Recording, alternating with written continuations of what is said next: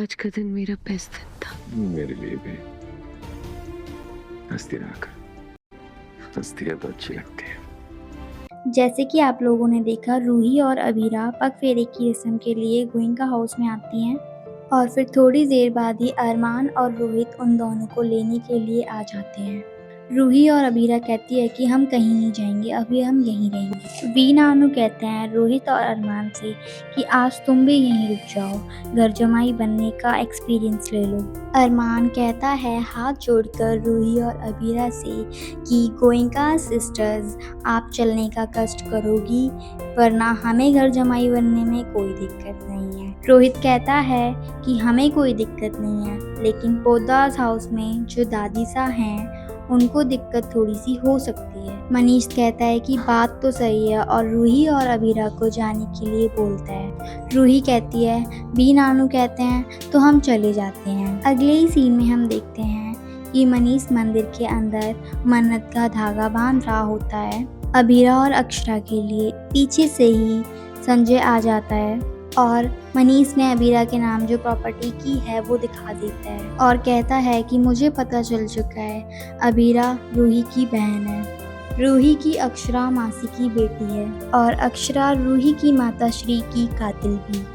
और ये खुशखबरी तो मैं जल्द ही दोनों बहनों को बता दूंगा। और वी नानू कहते हैं कि तुम मुझसे अपना बदला ले रहे हो ना?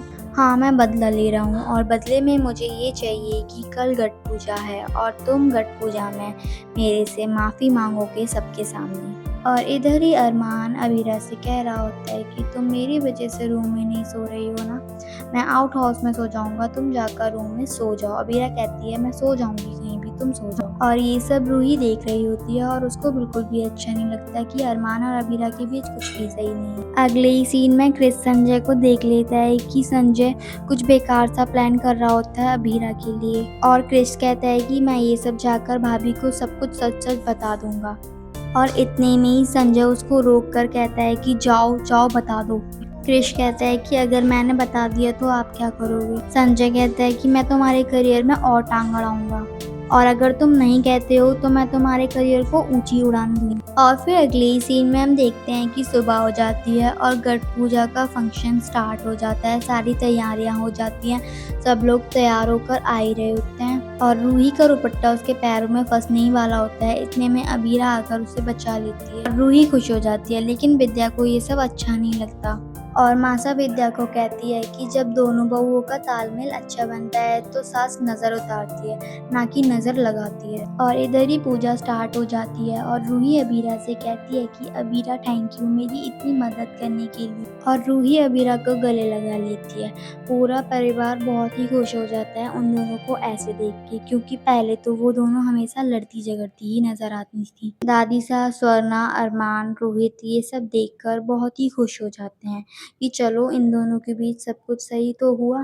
पीछे से ही बी नानू देखकर कहते हैं कि बस मेरी बच्चियां ऐसे ही हमेशा खुश रहें। और अबीरा रूही को कहती है कि अगर तुमने अपना ध्यान नहीं रखा तो मैं स्ट्रिक्ट जिठानी बनकर तुम्हें डांट भी लगाऊंगी, इसलिए तुम्हें जो भी चीज चाहिए हो वो मुझे बोलना। ये सब देखकर विद्या अपना सड़ा सा मुंह बना लेती है और इधर ही मनीषा उन दोनों की नजर उतारती नजर आती है और पीछे से ही संजय की आवाज आती है कि मनीष जी आ गए आप। रूही और अबीरा भागती हुई वीनानू के पास जाती हैं और उनको हक कर लेती हैं। संजय चाहता है कि मनीष उससे सबके सामने माफी मांगे ताकि वो अपना बदला पूरा कर सके, वरना वो सारा सच अबीरा और रूही को बता देगा। यहाँ पे रूही अबीरा से कहती है कि अबीरा अपनी इस देवरानी की एक बात मानोगी? अबीरा कहती है हाँ रूही बोलो क्या? रूही कहती है कि अरमान को माफ कर दो और ये भी बोलती है कि पहले अरमान तुमसे दूर जाता रहता था और अब तुम अरमान से दूर जाती रहती हो,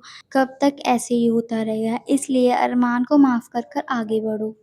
और मनीष देखकर बहुत ही ज़्यादा खुश होता है और कहता है कि मेरी बच्चियां हमेशा दोनों ऐसे ही साथ रहें, इनके लिए तो मैं माफ़ी क्या जान भी दे सकता हूँ।